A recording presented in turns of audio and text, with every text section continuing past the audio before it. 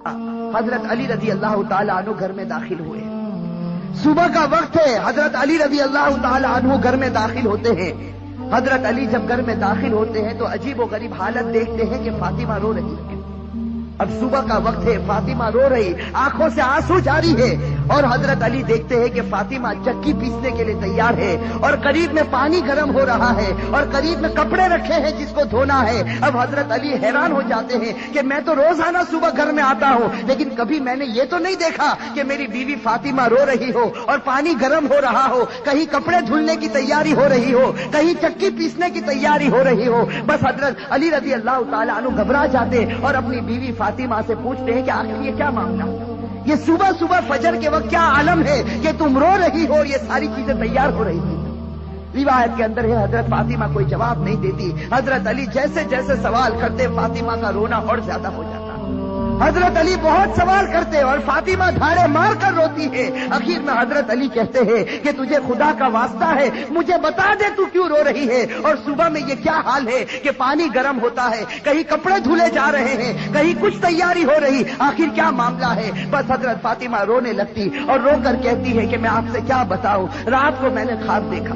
حضرت فاطمہ فرماتی ہے کہ رات کو میں نے خواب دیکھا, خواب میں میں نے میرے آقا سرکار دو عالم صلی اللہ علیہ وسلم کو دیکھا, خواب میں میں نے میرے والد نبی کو دیکھا کہ وہ کسی چیز کو تلاش کر رہے, وہ کسی چیز کو ڈھونڈ رہے ہیں. فاطمہ فرماتی ہے کہ میں نے خواب میں میرے والد سے پوچھا کہ اے میرے ابا جان, اے میرے نبی, تم کون سی چیز تلاش کرتے ہو, تم کس کو ڈھونڈتے ہو؟ تو میرے نبی, میرے ابا نے کہا کہ فاطمہ بیٹی میں تجھے ہی تلاش کر رہا ہوں, بیٹی میں تجھے ہی تلاش کرتا ہوں, میں تجھے ہی ڈھونڈ رہا ہوں. روایت کے اندر ہے کہ حضرت فاطمہ رضی اللہ تعالی عنہ یہ خواب بتاتی ہے اور اس کے بعد اپنے شوہر علی سے کہتی ہے کہ علی, آج میرا یہ آخری دن ہے, میرے نبی نے, میرے والد نے مجھے بتا دیا, اب کچھ ہی دیر میں اپنے خدا کو پیاری ہونے والی ہوں, یہ میرا آخری وقت ہے. حضرت علی رضی اللہ تعالی عنہ دھاڑے مار کر روتے ہیں. روایت کے اندر ہے کہ حضرت علی پوچھتے ہیں کہ اے فاطمہ, ابھی تیرے والد کو انتقال ہوئے 6 مہینے بھی نہیں گزرے, ابھی ان کا غم ہمارے سینوں کے اندر ہے, تیرا انتقال ہو جائے گا, ہم غم کو کیسے برداشت کریں گے؟ فاطمہ جواب دیتی ہے کہ علی اپنے شوہر سے کہتی ہے کہ جس طرح میرے ابا کی وفات پر تم نے صبر کیا تھا, میری وفات پر بھی تم صبر کر لینا. میری ماں بہنیں, اصل بات مجھے یہ بتانی ہے کہ حضرت فاطمہ رضی اللہ تعالی عنہا کی طبیعت خراب سے خراب ہونے لگتی ہے, بخار چڑھنے لگتا ہے. حضرت فاطمہ چکی پیس رہی ہے, حضرت علی ان کے ہاتھوں کو پکڑ لیتے ہیں اور کہتے ہیں کہ اب یہ بس کرو, آج تمہارا آخری دن ہے, تم ہمیں چھوڑ کر جانے والی ہو, یہ چکی کو پیسنا, یہ کپڑے دھونا, یہ پانی کو گرم کرنا, یہ سب تکلیف کیوں اٹھا رہی ہو؟ فاطمہ رو کر کہنے لگتی ہے, فاطمہ رو کر کہنے لگتی ہے کہ مجھے تمہارا بھی حق ادا کرنا ہے اور مجھے میرے بیٹے حسن اور حسین کا بھی حق ادا کرنا ہے. میں دنیا سے چلی جاؤں گی, میں چاہتی ہوں کہ چکی پیس کر جاؤں, کپڑے دھل کر جاؤ, اپنے بچوں کو نہلا کر جاؤ, تاکہ میرے انتقال کے بعد تمہیں کسی کے سامنے ہاتھ پھیلانا نہ پڑے, تاکہ تمہیں کسی کے سامنے ہاتھ پھیلانا نہ پڑے. روایت کے اندر ہے کہ حضرت علی ان کو سمجھا کر کھڑا کرتے ہیں, ابھی ان کو کھڑا کرتے حضرت علی رو رہے, فاطمہ رو رہی, اتنے میں وہ پیارے بچے حسن اور حسین گھر کے اندر داخل ہوتے ہیں. میرے بھائیو, سوچو اس ماں کے دل کے اوپر کیا گزرتی ہوگی جو اپنے بچوں کو, حسن اور حسین کو آخری مرتبہ دیکھتی ہے. حضرت فاطمہ دونوں بچوں کو اپنے سینے سے لگا لیتی ہے, حضرت علی رو رہے, فاطمہ روتی.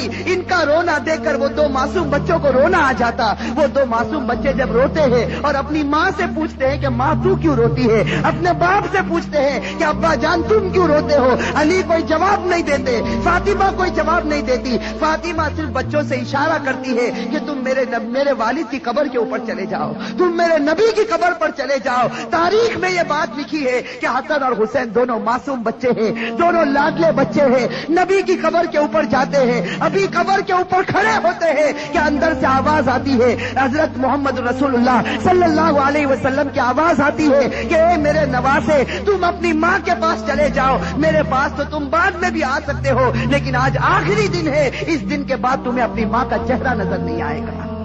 میرے بھائیو سوچو ان بچوں کے اوپر کیا گزرتی. وہ بچے روتے پیٹتے گھر میں آتے دیکھتے ہیں کہ ماں بھی رو رہی, باپ بھی رو رہا. یہ دونوں بچے آ کر رونے لگتے, اپنی ماں کے گلے لگ جاتے. روایت کے اندر ہے کہ فاطمہ کا بخار اور بڑھتا ہے, شام کا وقت ہوتا ہے. اب حضرت فاطمہ کو یقین ہو جاتا کہ اب میرا انتقال ہوگا, اب میرا آخری وقت آ گیا. میری ماں بہنیں کان کھول کر سنے. حضرت فاطمہ اپنے شوہر کو قریب میں بٹھا دیتی ہے.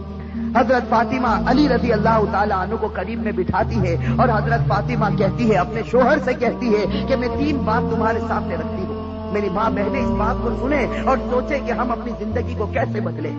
وہ فاطمہ رضی اللہ تعالی عنہا جو اللہ کے رسول کی لاڈلی تھی, وہ فاطمہ رضی اللہ تعالی عنہا جو اس امت کے واسطے اپنے پیٹ پر پتھر باندھتی تھی, وہ فاطمہ رضی اللہ تعالی عنہا پیشانی پر ہمارے نبی نے بوسا دیا, وہ فاطمہ رضی اللہ تعالی عنہا جن کے بارے میں ہمارے نبی نے کہا سیدۃ نساء اہل الجنہ فاطمہ رضی اللہ تعالی عنہا کہ جنت میں عورتوں کی اگر سردارن بنے گی تو حضرت فاطمہ رضی اللہ تعالی عنہا بنے گی. وہ فاطمہ رضی اللہ تعالی عنہا کا آخری وقت ہے, پیشانی کے اوپر پسینہ ہے, اپنے بستر پر لیٹی ہوئی ہے اور بخار بڑے زوروں کے اوپر ہے. اپنے شوہر کو قریب بٹھاتی ہے اور پہلا جملہ کہتی ہے, حضرت علی سے کہتی ہے, ان کے شوہر ہے قریب میں, معصوم بچے بیٹھے رو رہے, کبھی اپنی ماں کا منہ دیکھتے ہیں, کبھی اپنے باپ کا منہ دیکھتے ہیں. حضرت فاطمہ اپنے شوہر سے کہتی ہے کہ علی معلوم نہیں تمہارے نکاح میں آنے کے بعد میری طرف سے تم کو کتنی تکلیف پہنچی ہوگی.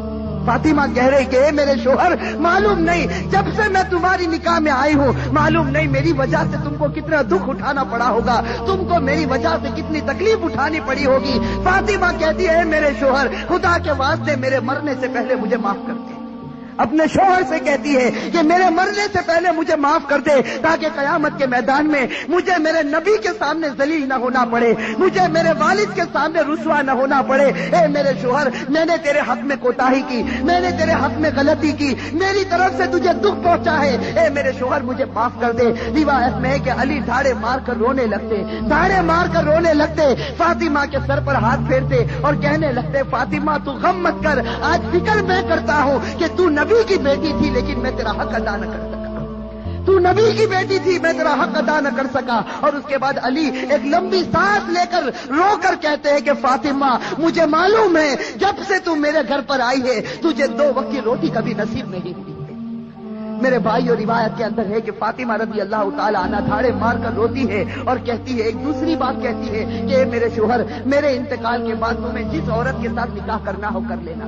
فاطمہ کہتی ہے میرے انتقال کے بعد جس عورت کے ساتھ نکاح کرنا ہو کر لینا. اس کے بعد اپنے پیارے بیٹے حسن اور حسین کی طرف کر کے کہتی ہے اور حسین کی طرف اشارہ کر کہتی ہے کہ علی کے ساتھ نکاح کرنا ہو نکاح کرنا, لیکن ایک رات میرے ان بچوں کے پاس بھی گزارنا. یہ معصوم ہے, یہ اپنا اچھا اور برا نہیں سمجھتے, جب یہ بالغ ہو جائے تو ان کو خدا کے حوالے کر دینا.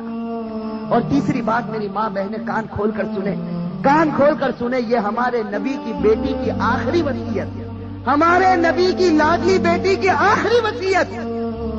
حضرت فاطمہ رضی اللہ تعالی عنہا فرماتی ہے کہ اے میرے شوہر, حضرت علی سے کہتی ہے کہ میرے شوہر جب میرا انتقال ہو جائے تو کسی کو نہ بلانا, جب میرا انتقال ہو جائے, جب میری وفات ہو جائے کسی کو نہ بلانا. حضرت علی بڑے جوش میں آ جاتے اور کہتے ہیں کہ تو نبی کی بیٹی ہے اور تو کہتی کسی کو نہ بلانا, میں تو سارے مدینے والوں کو بلاؤں گا, میں انصار کو بلاؤں گا, میں مہاجرین کو بلاؤں گا, میں پورے مدینے کو تیرے جنازے میں جمع کر دوں گا. حضرت فاطمہ اشارے سے کہتی ہے کہ نہیں, میرے جنازے میں کسی کو نہ بلانا, میرے جنازے میں صرف تم ہوں گے اور میرے یہ 2 معصوم بیٹے ہوں گے, ان کے سوا میرے جنازے میں کوئی نہ آئے. حضرت علی پوچھتے آخر وجہ کیا ہے؟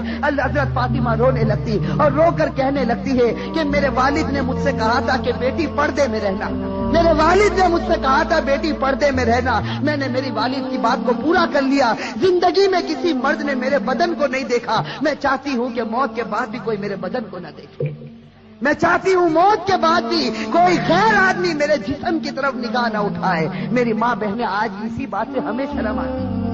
آج ہماری ماں بہنوں کو کہا جائے کہ بھائی پردہ کر لو اور ہمارے جوانوں